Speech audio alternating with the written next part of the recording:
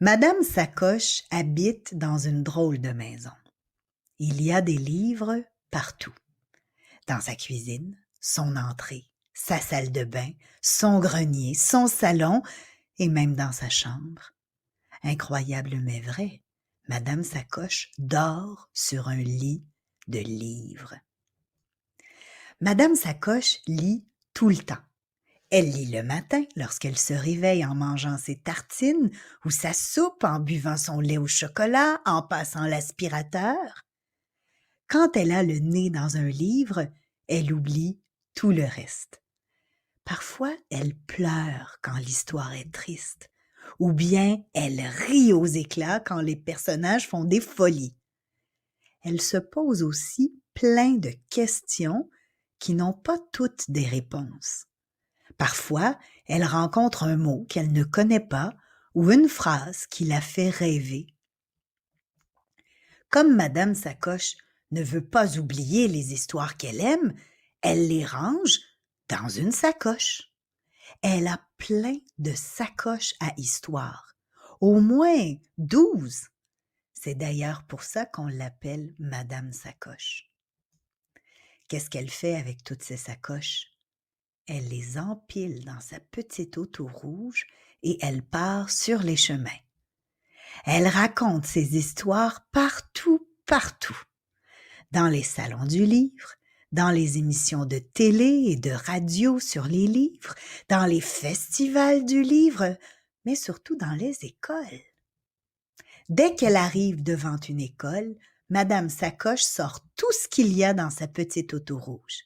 Ses 12 sacoches, sa valise au décor magique et bien sûr, tous ses précieux amis, les livres. Lorsqu'on s'installe devant elle, elle a les yeux qui brillent. Elle est toujours habillée comme un soleil et ses cheveux volent dans tous les sens. Elle a au moins 1000 histoires à nous raconter. Pour raconter ces histoires de sacoche, elle fait de grands gestes.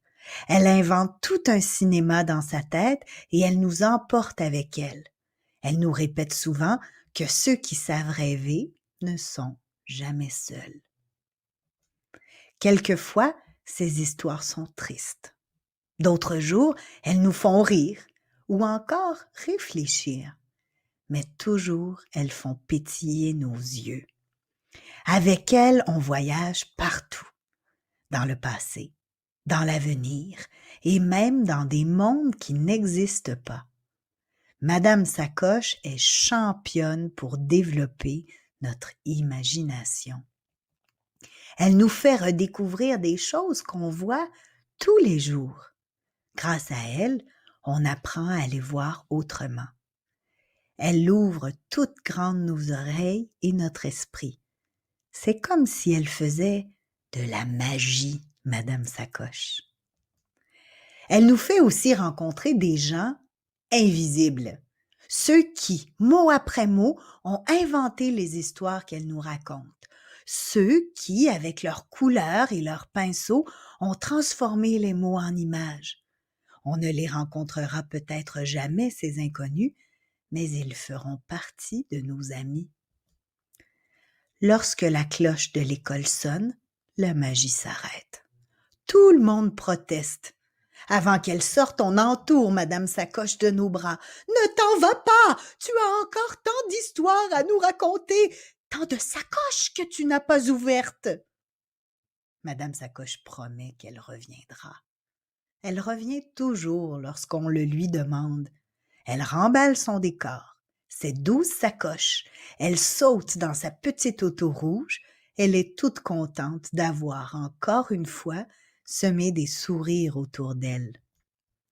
Lorsqu'elle arrive chez elle, elle est contente mais un peu fatiguée.